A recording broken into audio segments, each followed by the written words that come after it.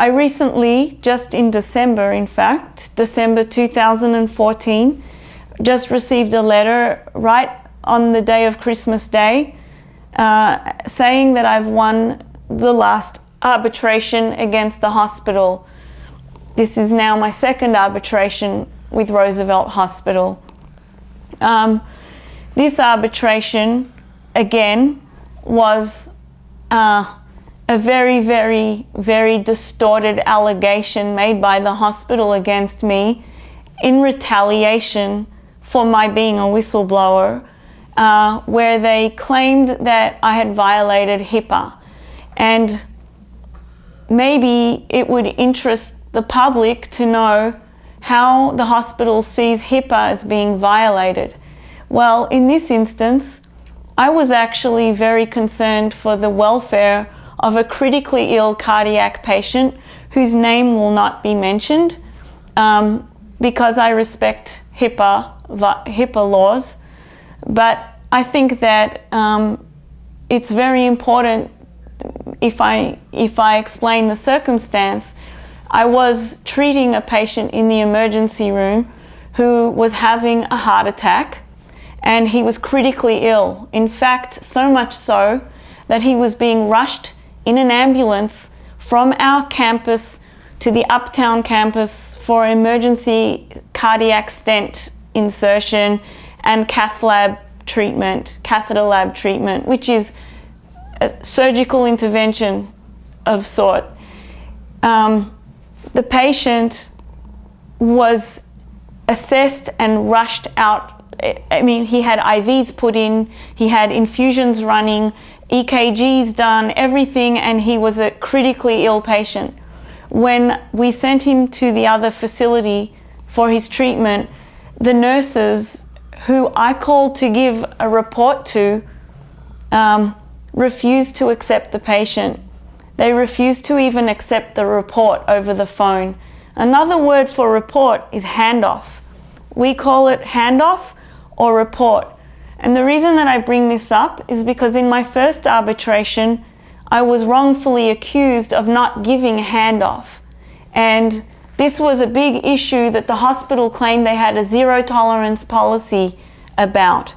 In this instance, where a very critically ill patient was being transferred from one department to another, my emergency department to the cath lab unit, the nurses in the cath lab unit told me that they will not take handoff on this patient.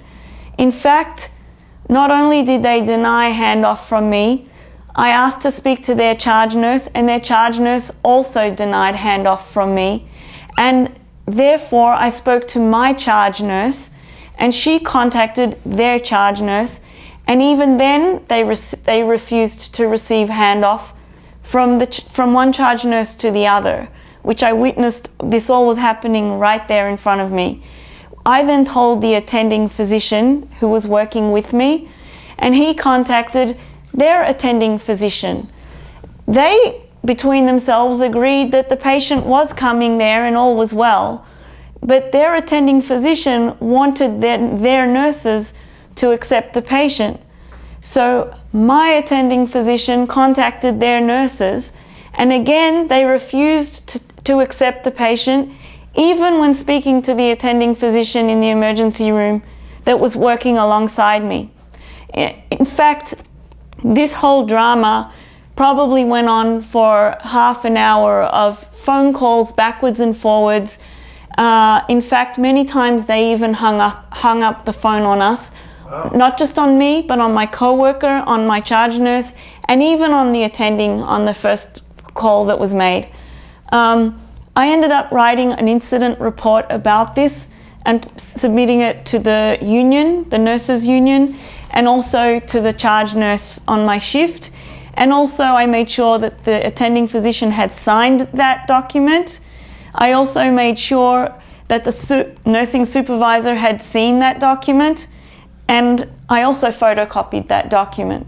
And that photocopy remains in the hospital premises in my locker. What happened next was I came home from that. I was very worried about this patient, for one. I didn't know. Once we sent him off in the ambulance to this other campus, I did not know if they received him, if they didn't receive him. I didn't know if if his treatment was going to be delayed. All I knew is that he was critically ill and he needed what we call continuity of care. This was not what was apparent to me. And so I went home after that shift. This, by the way, was near the end of the shift. I went home and I wrote an email to my manager telling my manager that this incident had occurred.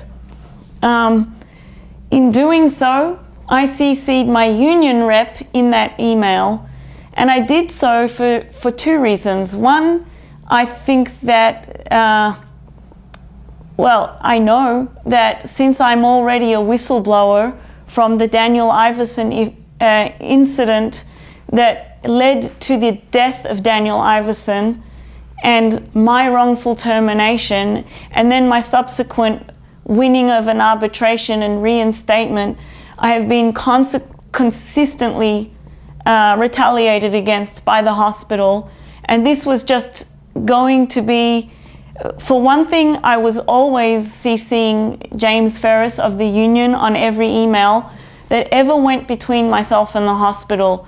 And this was because there was a series of things that had happened during that year that were just ongoing, including my not getting paid my pay salary, my requests for vacation being denied, in fact, going a year with no vacation, my benefits being redacted, my requests for a leave of absence, a medical leave of absence being denied. In fact, there are so many things that we filed grievances for that it's hard to keep track right now. But at this point in the game, I CC my union rep on every correspondence with the hospital because of all the ongoing retaliation of the hospital against me, and my wanting the union to be aware of every correspondence and communication I have.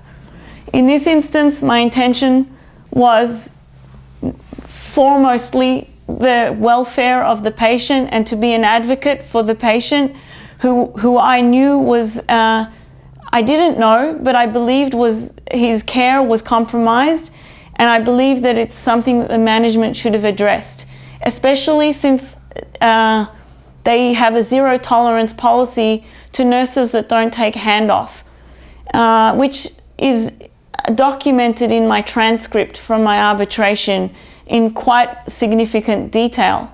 And maybe in the next video I'll read that because it's very relevant here. So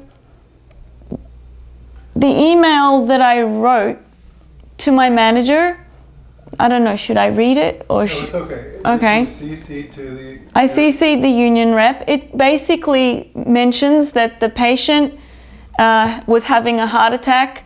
It mentions his condition, and that his need for urgent care, and then it goes into how many phone calls were made and how many times the phone was hung up on us, how many nurses and doctors had tried to call to give handoff, and how the nurses on the other end were refusing report on the patient and refusing the patient. They were stating that there were no beds available, and they were insisting that the patient should not be sent to them. And even when I told them that the patient is already on the way, they said, well, he's not coming to us. We don't have any room for him. And on that note, I sent this email to my manager to let her know of the gravity of this whole incident. And that's really all that happened. You sent that email to her how soon after the event occurred? Immediately, the same day. The same day. That email was sent the same day as the incident occurred. Now, the initial response I got was something along the lines of, "Thank you, Dana, for informing us about this. We will investigate." It was short and sweet. And I was like, okay, good, I've done what I can do. And that was that. 2 months later, 2 months to the day after that, I get asked to attend a meeting where I don't know what the meeting is going to be about. And even when I ask, I'm intentionally not told. In the interim, there were union grievances that were active, and the hospital was, there were many other things going on, including my not getting paid my salary, which was a huge inconvenience to me and my life, which incurred me overdraft fees and all, and that was in other words, you were dealing with retaliation. Severe retaliation, and it was. So this was in a situation of retaliation that they decided to attack you for what? For ceasing the union. Yes, but I don't believe that that's really the issue at hand. I believe the real issue at hand is to create a paper trail of any pretext that they can fabricate, or anything that they can potentially say, aha, and try and create something out of nothing. It turns out that the union often receive complaints from nurses, management, doctors. The union are often involved in all kinds of mediation, if you will, I don't know what word you call it, where they represent staff members, or where they are CC'd on emails about an incident involving a patient. I mean, essentially, this is a hospital, so all the incidents that go on usually are involving patient treatment of some kind. It makes sense, right? A major focus that I've heard is the big deal about identifying the patient. But really, yes, that's the name of the game. That's the way the whole hospital system works, is all this information needs the patient. That's what puts it all together. Yeah, yes. So it's normal to include the patient's name. And the idea is you're not talking to the public, you're just talking to your union. Yes. And the union isn't going to do anything to hurt the patient. No. The union are quite used to receiving names of patients. One can argue that strict HIPAA laws preclude them from patient names, but the fact is that within a massive conglomerate such as Mount Sinai Roosevelt Hospital, with one of the largest nurses unions in the world, I believe, which is New York State Nursing Association, where thousands and thousands of nurses are represented, you know, the union are always going to be involved in incidents involving nurses, doctors, management, and patient care. And it stands to reason that every now and then they will know the name of a patient and the treatment of a patient or something. And the union uphold this themselves. They know that this is how it works. When I heard you recite the HIPAA rules, they do say that what it comes down to is hospital policy. Yes. And apparently, from what you said, it is acknowledged to be hospital policy to let the union leadership in on it. That was actually the policy as it was followed. In other words, you can tell a policy by how much it's happening.